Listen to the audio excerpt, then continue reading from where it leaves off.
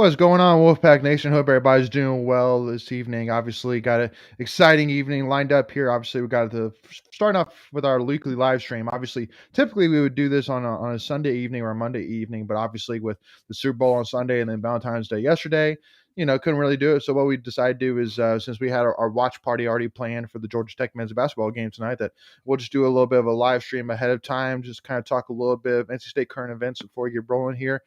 Greg the Leg will be joining us here in a little bit. That's why we were late. Unfortunately, he will run into some technical difficulties, but he should be on with us here in a minute. But in the meantime, we got myself, Leighton Smith, and Michael Tracy here with us from Tuffy Talk, ready to rock and roll. Make sure if you're tuning in with us, make sure to give us a shout out. Give us send us a comment. Let us know who's here. Let us know what questions you have, thoughts you have as we go here. Again, this is really just an open stream talking about all things NC State, all current events, all things. So starting out first, Michael, with something that I was actually very impressed with this weekend, which was the start for NC State softball. They got off to their start with the River City leadoff round robin. It's not really a tournament; it's more just kind of like a round robin style where you just play each other. And state softball came out at 4-1, and on top of it, actually beat I think it was North Florida on a walk-off home run. So that was impressive for sure. And also, too, on top of that, leading to Jennifer Patrick Swift's 400th career win as a head coach. So definitely hats off to them on an awesome start. Yeah, no, that's great for coach and great for the team. Good start. They dropped the last one. They started out 4-0, like you said, and then dropped the last one. But definitely, pretty much besides going 5-0, can't ask for a better start. That walk-off home run, that was pretty exciting. So, yeah, definitely good for them. Yeah, no, and obviously, too, again, I think that really a lot of it, too, was really it was great to see, from the get-go, because I know that heading into the offseason, a lot of people, including myself, were a little bit worried because obviously we saw a good amount of people transfer to leave the program. But obviously it's great to see that we could jump right back in and fill up where we left off at. And then in the meantime, in game 14, Alpha says might be committing to NCSU. Just finished my scholarship applications for the NCSU College of Sciences today. So congratulations on that, bud. Again, I know that in game 14 Alpha, for those who don't know, is definitely one of the definitions of a diehard State fan. There's many definitions, but he is one of them. So I know that that's a huge excitement to him and his family. So congratulations on that. But yeah, talking a little bit here. So obviously, Brooklyn Lucero and Maddie McPherson. Again, it was great to see a bunch of different faces, especially from the pitching side, because I know that we lost a couple of big time pitchers through senior, and then one transfer to Texas as well. So it was great to see some new names jump in there. But again, just want to touch base again. Obviously, we still got a lot of softball left. Only played one weekend, but couldn't get out of this live stream without mentioning them. Obviously, it was exciting to see them start off with such a hot start. And then jumping over to women's tennis as well. So I know they're probably one of the hottest commodities right now within NC State. I think they're number 3. I think they're top 5 in the country. I do know that. And they're 10-1 overall, and have beaten ranked teams like Princeton, Ohio State, Tennessee. They just beat Auburn as well. Number 3 Georgia 4-2. They just lost to number 2 UNC 4-1. But again, number 3 Georgia, 14 Auburn. So what, you're counting 5 top 25 wins right there? Bunch. So yeah, and that was the match against UNC on, I guess that was Sunday, was the indoor semifinals, which was first time that the NC State women's team has made it to the semifinals. So some history there. Sucks that it had to be UNC they lose against, but UNC is one of the few teams that's also top 5. Yep, absolutely. So Greg, can you hear us, or are you back rolling? Yeah, I think I got it. It's user error. It's all good. Hey, that's the podcast business, right? You're going to run into those technical difficulties, right? The microphone isn't behaving or whatever it may be, Absolutely. So So, but yeah, we were just kind of talking about women's tennis there. Obviously Simon Ershaw has definitely got a great thing going there, and definitely for all NC State fans who have not kept up with women's tennis, I highly recommend that you add that to the list of teams to follow ASAP because they're again top 5 in the country right now. Off to a hot start. They started off season 10-0. Again, just lost. I think it was this weekend actually to UNC, who was number 2 in the country. But obviously, I'm sure we'll see them again here in the near future. But one of the things I want to mention too is again, I don't know the proper name for it, whether it's a uniform or whatever it's called, but I've seen some pictures and this is some pretty styling uniforms for sure. I'm a huge fan, so love the all black. Even it's again, I know there's different names for all of them. I'm sure it's a different name for it as well, but just had to add that point in there as well. So For tennis, it's always it's yeah for outfit, women's maybe tennis uniform. I outfit don't know. outfit uniform whatever it is. But if you don't know what I'm talking about, Gear. just Google. Okay, Gear. gear. There we go. Gear. The gear. But if you haven't seen it, go check it out. I'm telling you, again, the all black with like the red running down the sides. It's pretty sick. Mhm. So, sleep. so now jumping a little bit into this weekend. So obviously, I think that obviously, first of all, keep in mind as well that we do have the watch party starting at 8 o'clock as we talk about as we watch and react to the men's game playing Georgia Tech. But in the meantime, though, got to talk about this huge weekend coming up because first of all, it's the opening weekend for Pac-9 baseball. Yeah. So, and as Russell Oral said, Pac-9 3 days away. Is this going to be the year? I don't know, but it's definitely going to be a revenge year, I think, if you ask me. And I've actually seen some betting places as well that they released like their top 20 or so favorites to win the World Series, and State wasn't even on that list, which I Mhm. found interesting. And definitely, if you can find one of those, I recommend putting maybe $10 on it, just in case, and it might lead you into like a $600 profit, maybe one day or this year. You Good never odds, know. yeah. But so anyway, but also too Wolfpack Crazy. I'm here. Go Pack. What's up, Wolfpack Crazy? But yeah, I mean, again, obviously this weekend, not necessarily a home run opponent of Evansville. So but hey, it's great to finally have Pac-9 baseball back after obviously it seems like a super long break, but it's awesome. Again, hey, to finally be back in the Doak this weekend is going to be awesome. Oh yeah, excited for this season. Like you Mhm. said, I mean, just besides the fact that they've got a pretty good team out there, I don't think there's another team in the country that has more motivation and more to play for than this team. Yeah. It'll be interesting to see how all the new folks, that came in that transferred freshmen, how they get worked in, and hopefully we get off to a better start than we did last year. I know we started off a little sluggish, and then we got hot after about the 12th or so game, 15th game, somewhere around there. So yeah, I'm excited to see what Coach Javent does, and hopefully some of these lesser opponents we can get folks in, get them some at bats, and tinker with the lineup and figure out where everyone's going to be playing. And I don't know, I think it was about a week ago, Avent gave his preseason press conference, and so it'll be interesting to see who that number 3 starter is going to be moving forward. I know the first 2 are pretty much locked up, so these first 2 series will give him an opportunity to see who's going to solidify that 3rd start for the weekend series. Yeah, and because if I remember correctly, I think whoever does the kind of like I guess the prospect rankings or whatever it is for MLB just came out with their list, and they had uh, in terms of starting pitchers, they had Sam Highfield, Matt Wilson, and somebody else.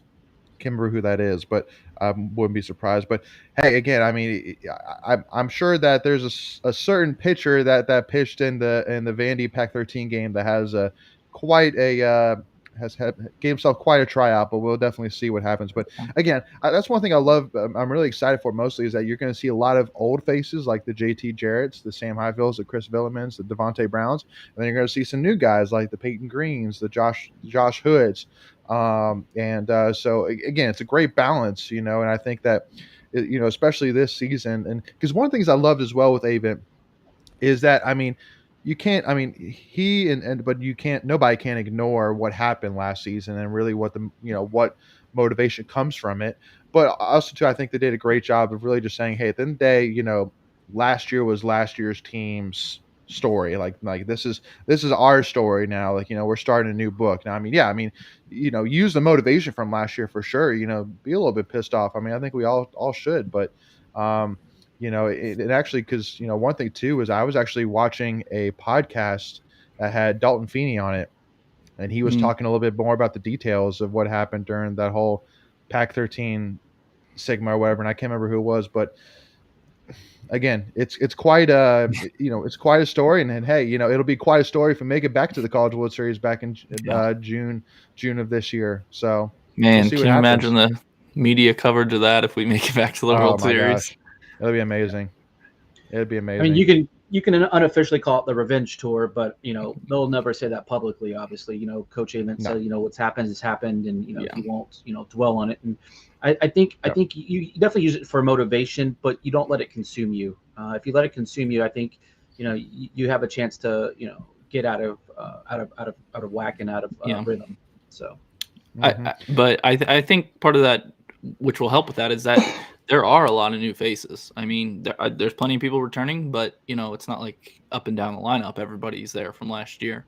Right. Yeah. It's not like football. Yeah. No, that's true. But I mean, because one of the things I love as well is I love seeing like for example, like UNC Charlotte, who is slowly and quietly grown into a predominantly year after year you see them in the regionals, and you're seeing them in the top 25, and to have two of their starting players leave and come to NC State, I mean, it says a lot about the program that Avon and Coach Hart's built. And so that's, again, hats off to them on that, but also to you see that elsewhere. But I mean, that's just the biggest example I've seen of, because again, I mean, they could have easily stayed there and, probably competed again for, conference championship, competed for the NCAA regionals, super regionals, have been happy. But, it says a lot. They want to come here and be a part of this and, again, finish that goal that we're all wanting, which is a championship. And first of all, ACC championship. But if we could sprinkle in a nice national championship on top of it, I don't think that'll be too upsetting many Wolfpack Nation fans either. So I'm happy to trade in a non-ACC championship for a national championship. So absolutely. I'll be all right. Yeah, we'll learn to cope with it. Exactly. Yeah.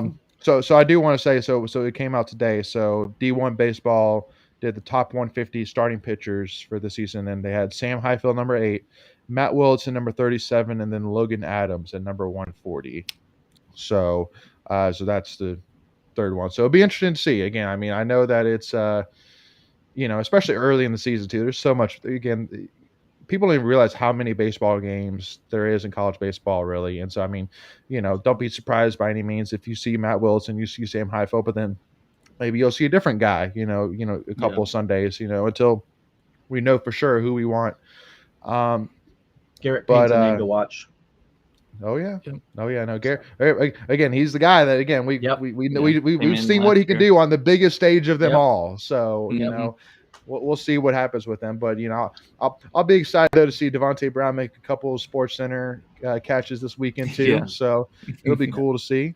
But yeah, so make sure, guys, if you haven't already, make sure to go get some tickets. Again, I think right now tickets are selling like $5-10 a piece, super cheap right now. And I think that the schedule is 3, 2, 1, 3 p.m., 2 p.m., 1 p.m., Friday, Saturday, Sunday. So if you can go check those out, make sure to go check them out. Again, don't necessarily know what the weather's going to be like, but hey, I mean, it's cheap baseball. It's Pac-9 baseball back once again. And there's going to be a lot of talent on this team this year, and looking forward to watching them. Are they going to have any kind of I know they put the banner outside of Doak, but I wonder if they're going to do any kind of pre-game acknowledgement of the College World Series run from last year. Has anyone heard that? I don't know. I haven't heard any of that, but it'd be cool if they did something. The way Avon's talking about it, I would guess they wouldn't. Yeah. I'm leaning towards that as well. Don't forget also. Go ahead. They did add the numbers on the outfield, which I thought was cool. That was cool.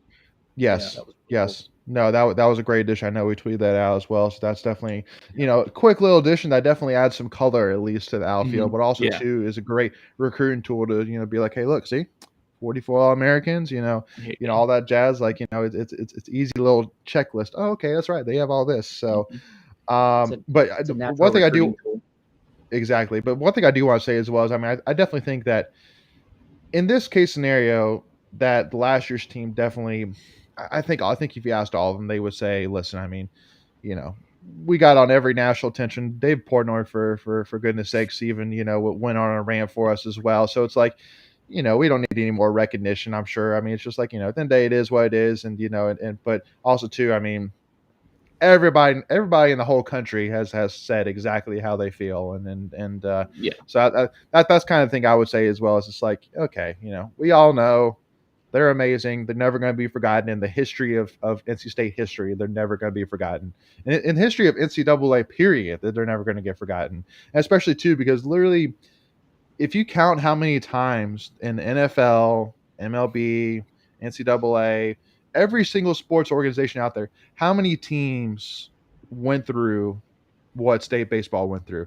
And I could argue maybe zero, pretty much zero. I mean, like where they were in the national championship hunt and got pulled, and at the last second. Now, because I mean, I know you can say, go ahead.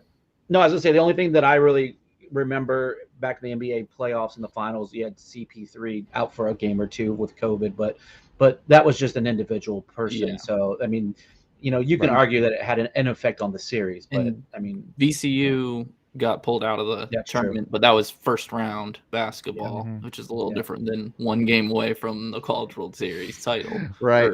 Final. Yeah. So so minimal. Yeah, and still one question which still just will forever haunt me is, what if we would have won that Pac-13 game? What would the NCAA have done? Like, it's still just laughable to me. That would have been quite a predicament. Yeah, it made it like it was a tough situation, but us losing made it easier for the NCAA at that point, because if they won, we would have had a right to be in the final. So, and one other point I'll add as well is I don't know if you guys saw this, but NCAA baseball tweeted out a picture of Dalton Feeney at the College World Series, and it's like, oh, so now you're excited for us to play baseball? Yeah. Oh, okay, interesting. Yeah, so that's not how you said it. I don't think we mentioned, but Sam Highfield is on the watch list for the Golden Spikes Award. Oh yeah, that came out today. So that's huge. So he's already getting preseason accolades, and I'm sure there'll be. It's interesting that they don't do like they do for basketball and football, like first team preseason and all that stuff. They don't have all the media and all that those other two sports have. So, but it's gonna be a lot of good competition. I mean, you got Notre Dame, you got Florida State, that other school down the road that wears that early shade of blue. They're getting some preseason hype. So, and of course, Louisville's always good. Miami's good. It's going to be Georgia. I was going to say Georgia Tech there too. Yep. So, ACCs were one of the toughest out there, and probably next to the SEC. I would argue that they're probably vying for number 2. The SEC still rules baseball. That's going to be a tough perch to knock them off of. But ACC absolutely does all right though. No kidding. So, want to kind of touch on some of the comments here. So, in Game 14 Alpha also said, I will be attending my 100th game at Carter Finley this year. Okay, man, wow. that's keeping track right there. I think that might be more than I've gone to. I've been to a lot, but I don't know about 100. Yeah, I don't think I've hit 100 myself. Probably in the 70s myself. I have to go back and add them up. I know. Yeah. Well. And because I mean, honestly, I've probably been to more away games since I was a football equipment manager than maybe a typical fan's been to. So that's kind of something I want to think about as well. But what's your favorite away? I was going to say, what was your favorite away venue? Like if you had to say like if you're an NC State fan, like what would be your bucket list away game? So I'll keep it ACC, right? I mean, because I mean, So the Syracuse Dome, I mean, it's cool to see these because I mean it's kind of like Reynolds Coliseum where they basically have like their history around the dome, so you can like see like the different trophies and different players on just that's kind of cool. But I mean, Florida State's just really hot, so that's one thing I would say as well. I mean, Florida State's cool just because there's so much history there, but I mean, it's a blazer. But also too, I would say as well that I mean, you got to go experience the full thing. So like me, like until they get good again, until they get sold out, doing a full house like chop, it's like save your money until then. But so I see at this point I'm just kind of going through them. Obviously, Carolina's a dud. Don't worry about Carolina. Right. I would say probably Duke's on that same list too. Yeah, Duke's on that same list as well. Virginia Tech is really. I was going to say, did you do Virginia yeah. Tech? Yeah, Virginia Tech's really good. I went there when they played against Carolina, just to go troll Carolina, and it was rowdy. Oh, was that this year when they played? Virginia No, Tech? this was a couple of years ago. No, this was probably about 4 or 5 years ago. Okay. I got looks like. I was going to say I got looks because I brought all my state gear for tailgating because I have a really good friend that went there. She's like, "Hey, can you throw a tailgate for me?" I'm like, "Sure." And they're like, "You do know it's Carolina," and I'm like, "You do know that that's our rival, so I'm just here to troll them." So yeah, it just I have just as much to cheer for as you do. So right. I come in peace. I come in peace, really. Trust me. Go Hokies. I'll do the hokey pokey all day long. So I mean, so the funny story though is with me is that so when we went to Virginia Tech was 2014 or 2015. Was that the night game? The rainy night game? Yeah. The rainy night game. Yep. And for those who probably weren't there, but for those who don't remember as well, is that basically the game got delayed due to storms, and it was still raining pretty hard outside. I remember getting notified, all right, they're going to start the game in 15 minutes. I'm like, really? Like, it's still raining. Like, no, because I was a ball boy during that time, and being a ball boy in a rainstorm is almost impossible. But yeah, exactly. And because one of the things that was unfortunate as well is because I'm a huge college football fan, and Virginia Tech, in my opinion, is one if not the best entrance in college football. And of course my wife would say, because she went to South Carolina, and I would say, well you have the best pregame kickoff tradition, that's for sure, but I mean the but their entrance is pretty cool as well. But anyway, Virginia Tech too is they have to walk a long way to get into the stadium. Yeah, I mean it's crazy. Yeah, I remember when they played Ohio State and they did the whole entrance thing, and it was like 20 minutes before the game even started. I'm like, good gosh. Yeah. You can go grab some nachos. So anyway, so unfortunately for that game, since they delayed the game, they literally started the game like pretty much right when they opened the gates to let people back in. So meaning that literally the game had started and there was maybe a couple thousand fans in the stands, and then they start and then I think it was like after the first drive or something like that, they did Enter Sandman, and again with only maybe like a few thousand fans in the stands. So it was not even close to the same. So and I've told my wife as well, because we haven't been to a full Virginia Tech game. We're like, we got to go check it out. So yeah, it was I would definitely say Virginia Tech's got to be up on the list. Boston College, don't worry about Boston College. I did that. I'll put that on your list. No. Good place to go hang out though. That's true. Yeah, that's true. Louisville, I would say I would probably check it out just because they just did those new additions. They just added that fourth section on the side. So it should be pretty impressive now. But also to check out part of the Bourbon Trail while you're there as well, right? That was the best part. Hey, I got a really quick Louisville story if we got time. Go for it. Yeah, so we went there. Louisville was horrible. I mean, I paid full price for the tickets. It was like $50. Some people that we were tailgating with in the Wolfpack Club lot didn't have tickets, and they ended up sitting 2 rows behind us. They paid $5 a ticket, so I was a little upset with that. But I almost got into a fight at that game. We had some. Yeah, and I was really cool, like calm about it. But there was some probably 20-something-year-olds about 7 rows behind us. The knucklehead literally got on the field behind our bench. Like there was no security. I'm going ballistic. I'm like yelling at an usher, like, hey, there's a guy on the field. And then like hit their buddies, started throwing crap at me and my wife. And I'm just like, come on, really? And then the cops come down and they're like, you should have come talk to us. I'm like, dude, you're 50 rows up there. Like there's an usher 20 feet away. So my wife is like pushing me back, like, just shut up. You're fine. Like, and so anyway, they finally, in fact, your buddy, Country, finally finally like grabbed him, like, dude, you shouldn't be here, and they finally turned him over to the cops. But it was a mess. Yeah, it was a mess. I was literally losing my mind, going, "There's a guy on the field." Yeah, good for you, country. And for those who don't know, again, it's the head equipment manager for football. But just these real quickly. So yeah, Wake Forest, no. Clemson, yes, but parking is a nightmare. So just go ahead and prepare for that. Parking is an absolute nightmare. Pittsburgh, never been there. Miami, never been there. But I went to Pittsburgh.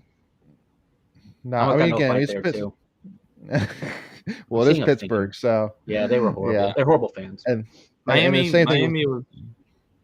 Yeah, you were there. You just were there this year, Mike. Yeah, so. I like Miami. I was up in the club levels, and like their club level was legit. So yeah. Well, it is really Hard Rock Stadium, so yeah. Well, it is really Hard Rock. So, I mean, it's pretty new. Yeah. And then UVA. I mean, it's snooze fest. Yeah, I mean, they don't show up. And then Georgia Tech, same thing. So I mean, so basically, if you're adding ACC teams to your checklist, I would say Notre Clemson. Dame. They're not sort of, okay. Fine, sort of ACC. Fine. We're talking football right now. We're talking football right now. I know, but they're not ACC. I know. So, but I hear they're a partial qualifier. Yes. Yeah, no, but yeah. So we would recommend Clemson, Louisville, Florida State, Miami, Virginia Tech, and Notre Dame. Add those to your bucket list if you haven't gone to those already. But Notre Dame as well. Again, we went to the Notre Dame game, and golly, that was a nightmare. That was definitely one of those games that I would have been so much happier watching at home, just because it was so cold and it was rainy, and we learned. Oh, well. See, one of the problems as well for it was that we actually stayed in Chicago instead of staying in South Bend, so we took an hour train ride. Did you do the railgate? Well, but we didn't do it with the Wolfpack Club. Okay, gotcha. So we had to pretty much do it on our own, and because one of the problems as well is that after the game, because again, you basically have to take the train and then you have to take a bus to the stadium. Well, after the game, you're soaking wet, you're cold, you're pissed off because we just got our butts whooped, and now you have to wait for a bus. And then we got to the train station, and then we just missed the train. So meaning we had to wait like an hour and 15 minutes for the train to come back to get us. And then we took an hour ride back to Chicago. So it was a long day. So we ended up getting a hotel. We stayed over. We actually stayed in Michigan. So we were about 40 minutes from South Bend. Okay. We had a good tailgate up there. If I do it again, I think I'm going to do an Airbnb. Near the stadium. I think that's probably a better way to go. Those hotels for like a 2-3 star hotel were like $400. I'm like, I'm not paying that much money for a dinky inn. Like, I'm sure. But again, I mean, are you shocked though? I mean, again, it's Notre Dame. Not at all. Not at all. It's smart. It's business. It's capitalism. Yeah. So yeah, it is what it is. But one of the things I want to go ahead and move into as well, though, because we have 25 minutes until we're switching over to the watch party. So obviously we spoke a little bit about football here, but also too, I saw Mark Sigmund, insurance agency, says the real question is if Greg the Leg is going to travel with the ladies during March Madness. So Greg, I'll let you answer that question. Yeah, so I'm hoping. I mean, tickets are hard to get for the ladies for their home games, assuming that I'm 99% sure at this point we're going to host the first 2 rounds. In fact, this is the last year that's going to happen. Next year they're going to pods, so this will be the last time that we'll be automatically guaranteed. You have to put the host bid in, but so I plan on going to those 2 games. If the projections are correct, UConn up in Bridgeport would be the next stop. I could see myself hopping on a train and going up there or flying if the flights were right. So and then I don't remember. I looked it up the other day. I don't remember where the finals. I think Minnesota is where the Final Four is for the women this year. I want to say. Okay. You going ahead and buying tickets for the Final Four, Greg? No. I'll wait. I have a feeling we could get the allotment through the Wolfpack Club, not a problem. Or you could probably even buy them on your own. If it's I think it's like the Target Center. They probably seat 17 to 20,000. I'm sure we can probably get tickets. Absolutely. I might if it lines up right. Definitely the Carol, the games at State. and then just depending on the next round, how that works out. If it's East Coast, I'll try. If it's, I know Spokane is one of them, and then I think somewhere else in the Midwest, I probably wouldn't do that. But it's Connecticut. Oh, it's Greensboro, I think, is the other location. But I think South Carolina will get that. Okay. Yeah. You're right. It's Greensboro, South Carolina will get that, which is unfortunate, but it is what it is. So again, right now South Carolina's dominant. No, Dawn Staley's definitely got herself quite a crew down there in Columbia, South Carolina. So, but one of the things I want to say as well is, again, so we actually just bought 2 tickets we bought the whole session for women's basketball tournament, ACC women's basketball tournament.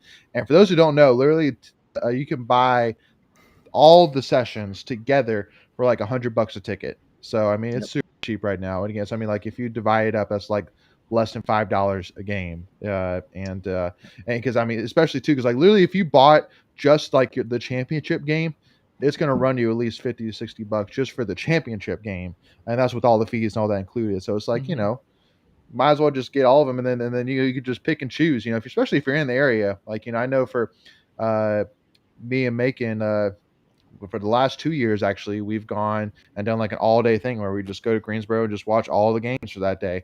Now, obviously, that was when men's basketball was here, but women's basketball is here. So, I mean, I'm definitely at least going to do that. Go watch some women's basketball. And obviously check the state game as well. Obviously, so.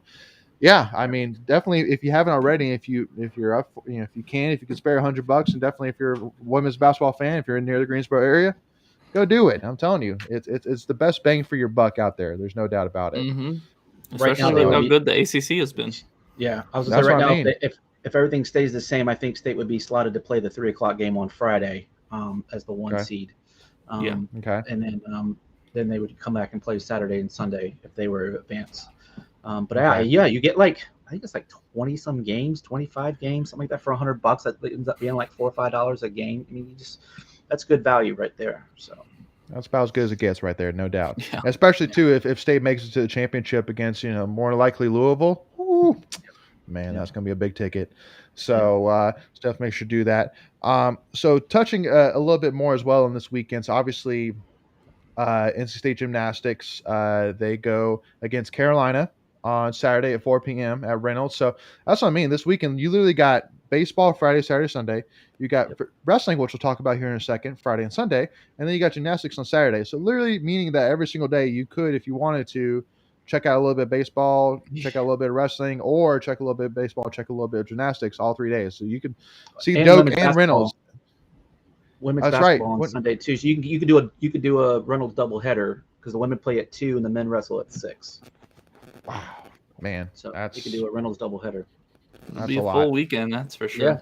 Yeah. No kidding. And because who does women's play on Sunday? I knew you were going to ask that. Wake Forest. I think that's Wake Forest. Yeah. Wake Forest or Syracuse. We got both of them left on the schedule. Yeah, and I know we have Virginia Tech left too. So. And that's Sunday is. I'm going to say home against Syracuse. Yeah. At 2:00. Syracuse.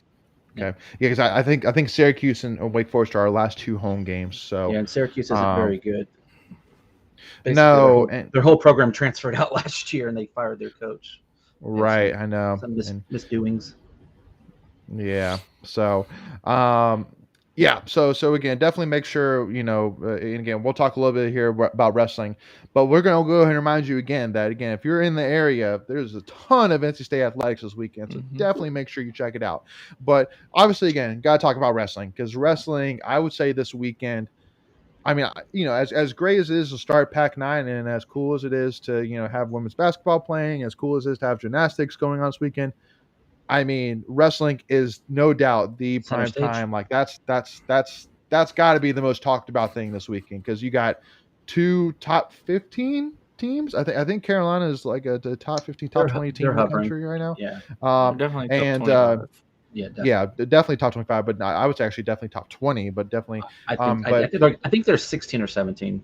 Yeah, that's what I think. But one of the things as well to keep in mind as well is, and because we actually tweeted out today the probable what the probable card is going to look like, meaning so who's going to wrestle for each weight class, and the one that really stands out to me for Carolina, and we tweeted that out, is Ed Scott versus the reigning national champion Austin O'Connor. I mean, I think that's a huge opportunity because I mean, obviously O'Connor, he's a reigning national champion in his weight class. He's junior or senior, but anyway, he's been in college wrestling for many years. Ed Scott's this new kid on the block that pinned Iowa, which was really impressive, and he's had overall a very impressive year. Obviously, he's only had one loss, and the one loss, and I think we were kind of talking about was really just kind of a freshman mistake that he just basically wore himself out and too quickly and never really made it back. So I mean, he's going to definitely learn from that. But I think that's going to be a crazy match. And holy smokes, if Ed could pull off that upset, that would be ridiculous. But before we talk a little bit more into it, so just a reminder. So again, we go against UNC Friday evening at 7 p.m. and then we go against Virginia Tech, who is a top 5 or 6 team in the country on Sunday at 6 p.m. is what it is. So, but yeah, again, I mean, just a huge opportunity. And one thing I want to also mention as well is that Virginia Tech is actually a non-conference matchup. It's not a conference matchup. Right. Right. So, you're right. I know. Yeah, which is, I'm sure it's going to get brought up on Sunday once or twice, by the fans, by the wrestlers on the mat, and by the coaches probably a little bit as well, being like, hey, I mean, it didn't have to be this way. Like, it didn't have to be this way. That's all I'm saying. So, but man, and I'm actually needing to pull up as well, but talking a little bit more about the UNC one again, I think, because one thing to keep in mind is that it's actually senior night. I can't remember if they're doing it on Friday or if they moved it. Okay, no, so they're doing it Friday, even though the last one is on Sunday. But that's because again, the Sunday match against Virginia Tech was added in during the season. So I guess you're just going to move forward with the senior day festivities on Friday. So make sure, first of all, if you haven't already, make sure to get a ticket for UNC. It should be a packed house senior night again with this 2016 class that at the time was ranked number 1 in the country, that recruiting class with Hayden Hidlay, Tariq Wilson, the Bullards. Again, I mean, what an amazing recruiting class that was. So as an extra bonus, they're doing t-shirt night too. So get there early, get your t-shirts. Free t-shirts. Yeah. Free t-shirts. You don't have to catch them this time. You don't have to catch them. So that's right. That's right.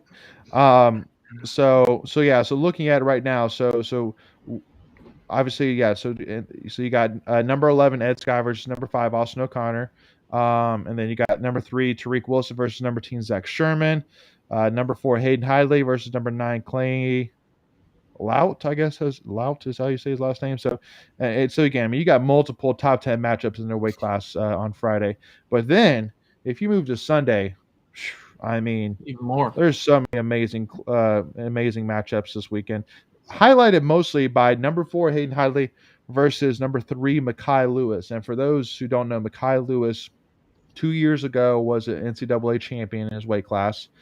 He was also, too, if I'm not mistaken, a medalist for Team USA, unless I'm mistaken. But he's also never lost in the ACC other than the injury default, which was last year. He lost due to an injury default. But he's never lost in the ACC. And then Hayden Hidlay has also never lost in the ACC. Yeah, I was going to say, I thought he was undefeated. And he has a 40-plus match dual win streak right now. So, I mean, you literally have 2 of the hottest wrestlers in all of college wrestling going against each other this weekend at Reynolds Coliseum Sunday evening at 6 p.m. So, I mean, and again, that's just one. We have 10. And literally every single one of them, I mean, I'm literally counting. There's only one wrestler that is not ranked in the top 25 that's going to be wrestling Sunday evening. No. That's Clayton Ulray from Virginia Tech, who's going against number 121 Thomas Bullard. So okay, I see what you're saying. He's not ranked in top 30 because they count up to top 30 because you got Tyree Howden is number 26, who's our heavyweight. Yeah, depending on what poll you buy into, because I think exactly one of them had him at 25. So you're right, exactly. So either way, basically just making the point that again, I mean, literally, and we tweeted this out that literally this weekend, Friday and Sunday, you're going to see some of the best matches that NCAA college wrestling overall has to offer. And you're going to see them within literally, 48 hours of each other in Reynolds Coliseum. I mean, it's an amazing opportunity. And tickets are only $7. Like so, the $7. Yeah. $7. I think it's like $9 with all the fees, but still, it's like under $10. But for anyone that doesn't make it, it's going to be on ACC Network Friday night. That's going to be their Friday night duels. I'm not sure about Sunday because I know usually that's reserved for basketball. Yeah, I'm not sure, but obviously just check your local listings. I would say 90% sure. There's almost no way the AC Network would miss out on not televising a match like that. It is going to be huge. And because specifically one other one I have to highlight is again number 14 Jacob Camacho versus number 20 Sam Latona, the 125 weight class. And because again, just to give you a little bit of backstory, when you watch the match this weekend in terms of why this is such a big deal. So last year, if you go back for the NC State Virginia Tech duel match, and we talked about this during the watch party with Tommy Gant, but basically it came down to a last second takedown by Sam Latona of Virginia Tech over Camacho to beat Camacho and then also to win the duel. So literally Sam Latona beating Camacho won the duel for Virginia Tech and therefore got the regular season ACC title. And then on top of it, Sam Latona and Camacho also faced in the ACC championship, and Latona won then as well. So there's been a couple of huge bouts between these two. So that's going to be a huge one to watch. But again, so just as a reminder and just kind of going through everything. So again, we got for baseball, you got 3 o'clock, 2 o'clock, 1 o'clock on Friday, Saturday, Sunday. You got Carolina versus NC State wrestling, 7 p.m. Friday.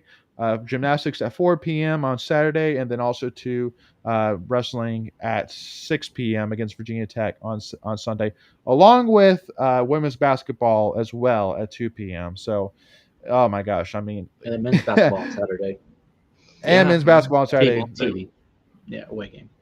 Right, exactly. So all hands on deck. So talking a little bit, you kind of mentioned about basketball. Obviously we're about 10 minutes away. I can't read my clock over here. 10 minutes away from jumping over to our watch party and talking about and reacting and discussing the NC State versus Georgia Tech men's basketball game coming up here. But it's a tough sled right now for sure. It's an interesting conversation. It's a conversation which no State fan I'm sure likes to have. No State fan really wants to talk about, but it's one that at the end of the day, it's the elephant in the room. Exactly. We couldn't be an NC State podcast and not talk about it, a little bit here. So, which obviously we're going to talk plenty about it during the watch party, but we'll talk a little bit about it here ahead of time. But obviously, again, a huge disappointment because really it all really comes down to finishing the game. That's really all this season has come down to. How many games have we literally been like tied at least, if not probably leading at the end of with 5-10 minutes left in the second half, and then end up losing. It's just like Wake Forest, like holy smokes, we were really like tied with them with like 7 minutes left, and then just like didn't score a point for the rest of the game. And so 18-0, 19-0 run for them to finish the game, something like that. Yeah. So again, it's disappointing for sure, and it, at the end of the day, it's honestly just beating a dead bush. At this point, it's like, okay, yeah, listen, we're injured. It's frustrating right now. There's no doubt that changes need to be made this offseason, not necessarily to the head coach, but some assistant coaching changes need to be made. We've obviously missed Manny Bates. We're obviously young with Big T. Who's been literally like a roller coaster. He has shown so much signs of amazingness, but then he'll have a game where he'll shoot 1 for 12, and then Helms has obviously been disappointing overall as well. So again, it's just it's a broken record. We've said the same thing as 100 times. So it's honestly at this point, to me, it's just okay. We got a couple of games left here. We got Carolina coming up here in a week or two. Let's just do everything we can to really just try and build any kind of momentum we can heading into this offseason. Obviously highlighted by see if we can pull something against Carolina. Hey, again, I mean Carolina again, they have been a roller coaster. They have Jekyll and Hyde. They've been such a Jekyll and Hyde. So again, I mean as bad as we've been overall, there's no doubt that Carolina could have a bad day, and we might take advantage. You never know. And I think Going back to what you said earlier about finishing games, we've had 7 games this season that we've lost that have been 2 possessions or less, so within 6 points. So if we just find a way to win those, our record looking pretty good actually. But I think, like you said, if we can pull out a win against UNC, I think that will build a lot of momentum and goodwill for Keats and going into next season. Well, and Just even starting consistency at the tonight end as of the well. day. Right. Well, even starting tonight as well. Again, I think it was Matt Coe that Yeah, said that Keats hasn't even beaten Yeah, Georgia Tech yet in never his beat. tenure. So, And we just lost to I Pitt mean, for like the first time in 8 years. Which who he Right. hadn't lost to. It's Right. weird. Yeah. So watch tonight. We'll end up winning, and it'll just be like, what? Like, yeah. what's happening? Like, Crazy. come on, what? Upside And down. especially too, because I'd have to go back and look at our record, but I feel like our record for men's basketball games, watch parties, are actually pretty good. I think we're probably at about 500 right now, honestly, if I had to go back and look. But again, I mean, it's a frustration. But and again, I know that every state fan, including us, I mean, obviously we're not happy by any means in terms of where we are right now. But at the end of the day, just almost bet that Kevin Keats is going to be the head coach for next season. Almost bet it. I mean, obviously we still got some basketball left. But I couldn't see a situation, honestly, still, no matter what happens the rest of this. I mean, okay, I would say no matter what. There are ways, but with how this team has done overall, again, they've played hard. They've, at least been, competitive for the most part. But I mean, unless we just absolutely crap the bed, like if we get beat by like 50 or 60 against UNC, I'm going to be like, oh, maybe we need to talk about it.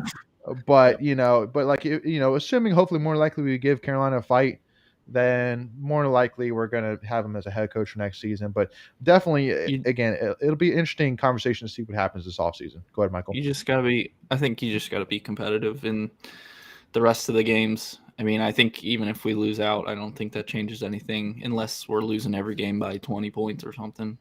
Yeah. Yep. And again, we're talking not necessarily from what our opinions are as fans, but we're talking realistically. We're telling you from what we've been hearing from Boo Corrigan, where he literally went on a radio show and said, Keats is our guy for now. And also too, with, I mean, again, that the fact that, the NCAA investigation was lifted this year, is a huge breath, huge, weight off the shoulders of not only Keats, but the entire basketball program. And so again, you got to give him at least an opportunity this offseason to make a change. And because, just like Greg was, he made a point, a couple of weeks ago saying with basketball, you don't need 3-4 years to rebuild, to this, huge program. You just need 1 year, you just need one big year and then you're right back in it. And because, who knows? Right. Auburn out of nowhere. If they, I mean, they were good a couple of years before, but last year I think they may have had single-digit wins. Like I think they only won 9 games or so, right around. Not to mention that they were under the same umbrella that we were with the investigations, right? Yeah, they had guys that were involved. Chuck Person, I believe, was their guy. Exactly. That name. So I mean, very similar path. But going back to your point, Leighton, I mean, you brought up a good point there with Boo going on the record, giving them that, the vote of confidence. If an AD is going to do that, they're usually not going to back down from that, like you said, unless something major happens. Right. Now, we don't know if it's going to be 2 years, 3 years, 4 years, 1 year, but he's going to at least probably get one more. I think at this point it's basically year by year, which isn't great. You don't want to have a coach in that situation, but it's ultimately where we're at. Well, because I'm year. Right. Yeah. Well, because I'm definitely one fan that is super excited about the potential of Dilly Dilly coming to NC State and seeing what he can do. But at the end of the day, if he doesn't show me more next season to show that he can take full advantage of Dilly Dilly when it comes to town, then I'm not going to give him that opportunity. I don't care, if it risks us losing Dilly Dilly. At the end of the day, I mean, if he does this next season, then okay. I mean, we got too high of I mean, we got high expectations. We do, again, and I can go on a huge rant about this, saying at the end of the day, people saying that we can't ever be what Duke or Carolina is, but That's that not just true. again, why can't we be on the same level as them? Honestly, I mean, we have great facilities, we have just great fans. I mean, maybe we could put more money into it, honestly, but I mean, for the time being, we have enough money, we have enough interest in it that we should at least be competitive in the ACC. So I think if Keats can get back to that point, then we could talk more about putting some more money into men's basketball. But until then, he's just gonna have to get back to competitive of what he has, because he has plenty to at least be competitive in the ACC, and especially to be competitive with Duke and Carolina. I would say that now that Roy's gone and Coach K has one foot out the door, I would say he should be competitive with Duke and Carolina as well, year in and year out.